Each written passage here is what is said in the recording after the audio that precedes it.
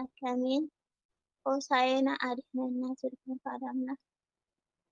ሆሳዕና ማርያም ዝበል ወዲ ዳዊት ምእንቲ ክንረክብ ዓብይ ምሕረት ክንወፅእ ካብ ማእሰርቲ ኃጢአት ንስቶም ሐዋርያት ክንረክብ ምሕረት ንስቶም ሐዋርያት ክንረክብ ምሕረት ኣብ ሰማይን ምድርን ዕርቂ ኮነ ሰላም ነፃነት ኣውጁ ኣብ ምድሪ ኢየሩሳሌም ቃላት የብለይ ንፍቅሪ ዘዘንቱ ነፃነት ኣውጀለይ ብዓብይ ምሕረቱ ነፃነት ኣውጁ ብዓብይ ምሕረት ተጽሓፈ ከንቱ ከይቐሪ ዕልል ክብል እየ ክሕጐስ ብሰማይ ብምድሪ ከመይ ይኾነለይ ክመጽእ ናባይ መድኃኒት ክኮነኒ ክትሽፍን ገበነይ መድኃኒት ክኮነኒ ክትሽፍን ገበነይ ኢየሩሳሌም ክንደይ ተዓዲልኪ ንጐይታ ንምርኣይ ዝበቓዕኺ ወልጽዮን ከመይ ዶ ተሓጊስኪ ጻድቃናት መድኃኒት ጐይታ ዝተቐበልኪ ጻድቃንን መድኃኒት ጐይታ ዝተቐበልኪ ከመይ ነይሩ በረከት ሓሊሉኪ ጭንቅን መንከራን ርሑቕ ዶ ካባኺ ሆሳዕና ወዲ ዳዊት ኮይኑ መዝሙርኪ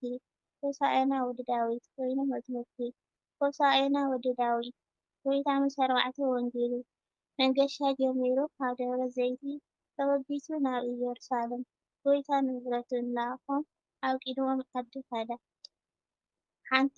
ኣድግስ ምስ ዒሉ ተሰራቲራ ኣላ ከምዝበልኩ ናተይ ኃጢአት ይበዝሕ ጌታ ንዘነሰይ ዘክራ ኣውፅአኒ ካብ ሕሱን መንከራ ኣውፅአኒ ካብ ሕሱን መንከራ ስለ ስልጣን ዝሃብካዮም እዛ ኣድጊ ብስጋ ተፈቲሓ ነፍሰይ ክትሃያ ጌታ ብግብሪ ኣሚነ እየ ፈሬታ ንነፍሰይ ክትሃያ ጌታ ብግብሪ ኣሚነ እየ ፈሬታ ከምቲ ንሐዋርያት ዘለዓለም ዝሃብካዮም ስልጣን እታ ዝተፈትሐት ኣድጊ ምሳሌ ካብ ኮነት ምሳሌ ናይ ኃጢአት ወጐይታ ባሮትካ ለኣክ ፍትሐኒ ካብ ማእሰሮ ሸይጣን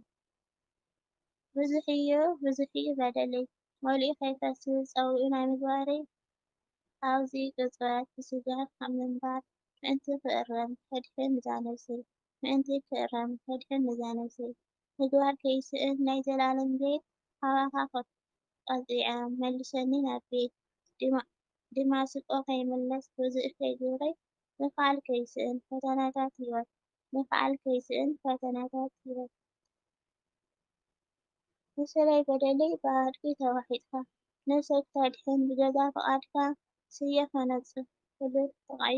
ሙላየ ንስኻ ንጐደሎ ጎድነይ ሙላየ ንስኻ ንጐደሎ ጎድነይ ሰብ እናረገመ ንስኻ ትምረቕ ነውሪ ኃጢአት ፍቕሪ ተድምቕ ንሰብ ዘይከኣሎ እቲ ናትካ ጥበብ ኣብ ክልተ ኣድጊ ተዋሒጥካ ትሕንበብ ኦሪትን ሓድሽን እተዓርቕ ኦ ሰሚዕካ ንዘላለም ሕይወት ክንረክብ ኦ ሰሚዕካ ንዘላለም ሕይወት ክንረክብ ትምኒትን ባርኮትን ንኹሉ ትፈጽም ዘካርያስ ዝበሎ ንስኻ ትደግም ኣቲ ጓል ጽዮን ደስ ይበልኪ ብሓቂ ደስ ይበልኪ ኣቲ ኢየሩሳሌም ቆልዓ ደስ ይበልኪ ዘምሪ ዓልሊ ብሓቂ ደስ ይበልኪ መድሕን ጻድቃን እዩ ፈጣሪኺ ትሑት ኮይኑ ኣብ ኣድጊ ገልገል ተቐሚጡ ይመጽእ ኣሎ ናባኺ ተሓጐሲ ዕልል በሊ ዘምሪ ዓብይልኪ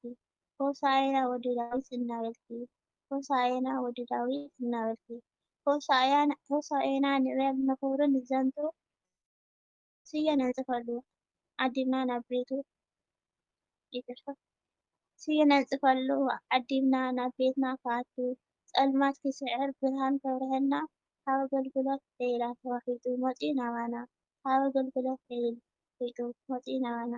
ካብ ሕማም ምንታይ ክንፍወስ ሆሳዕና ንበል ንኢየሱስ ክርስቶስ ካብ ኃጢአት ባርነት ናብ ጽድቂ ክንምለስ ካብ ኃጢአት ባርነት ናብ ጽድቂ ክንምለስ የሜርና ትሕትና ኣቦ ትሕትና ሰማይ ዝፈጠረ ወሪዱ ናባና ንሕማምና ፀይሩ ብድምስስ ኃጢአትና ሕማምና ፀይሩ ብድምስስ ኃጢአትና ነንጽፈሉ ነርና መግለጽን ክብሩ ንኃጢአትና ብፍቕሪ ስዒሩ ጐይታ ከም ቀደሙ ንዓ ሰላም ንኽሰፍን ጸላኢ ተወጊዱ ሰላም ንኽሰፍን ጽልኢ ኣጥፊእና ሰላም ክሰስን ዋሮት ናትካ ጥራሕ ምእንቲ ክንከውን ዋሮት ናትካ ጥራሕ ምእንቲ ክንከውን ፍትሐና ጐይታይ ካብ ኃጢአት ኣበሳ ሰማያዊት ቤትካ ምእንታን ክንወርስ ካብ ኣድጊ እያ ኣነ ኃጢአት ዝበዝሕ ብፍቓድካ ዘይከይድ ትእዛዝካ ዝርስዕ ብፍቓድካ ዘይከይድ ትእዛዝካ ዝርስዕ ተቀበለካ እየ ፍቓደይ ጥራሕ ተጨማሊቐ ረስተ ምስ ኃጢአት ተቐበልን ደኣ ሆሳዕና ተወልደ ጐይታይ ዘይንስኻ የለን ፈላጥን ውሽጠይ ዘይንስኻ የለን ፈላጥን ውሽጠይ ሆሳዕና ክብልየ ኣነ ከም ኣቦታተይ ሆሳዕና ክብልየ ንውሽተይ ሆሳዕና ክብልየ ካብቶም ኣቦታተይ ይቅር ተበለለይ ንኃጢአት በደለይ ኣድሕነኒ ጐይታ ንሥጋይ ንነፍሰይ ኣድሕነኒ ጐይታይ ንሥጋይ ንነፍሰይ ጽሒፈ ይውዳእን ናይ ጐይታ ውዕለት ክበር ተመስገን ኮንካ ኣብነት ዘላለም ዓለም ጐይታ ፃውዖት ሆሳዕና በኣርያም ወዲ ዳዊት ዘላለም ሆሳዕና በኣርያም ወዲ ዳዊት ዘላለም እንጠፈ ዘደድኩ ብኣፍረድ ሰምለካ ረመለ የሳሊ